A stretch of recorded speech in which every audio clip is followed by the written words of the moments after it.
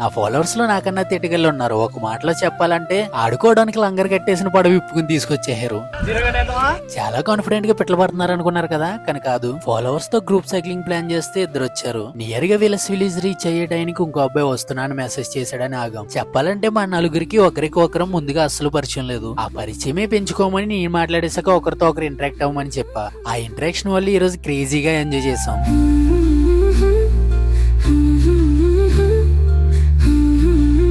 మనోడైతే కనిపించిన వాళ్ళందరికీ good morning చెప్పి విష్ చేస్తున్నాడు. నా సైకిల్ గాని మాట్లాడుచుంటే పిచ్చ బూతులు తిడుతున్నాయి. ఈ తొక్కడికి సైకిల్ గోదావరి పాయలో పార్క్ చేసి లొకేషన్ దగ్గరికి వెళ్తున్నాం. మనం ఎలాంటి ప్లేసెస్ నుంచి వెళ్తేనే ఇలాంటి ప్లేసెస్ కనబడతాయి.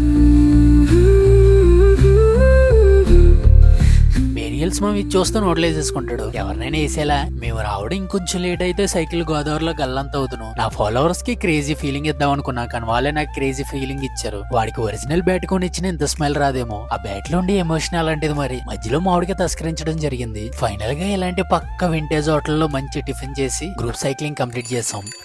నువ్వు కూడా ఫాలో కొట్టుంటే మనం కూడా పోదాం.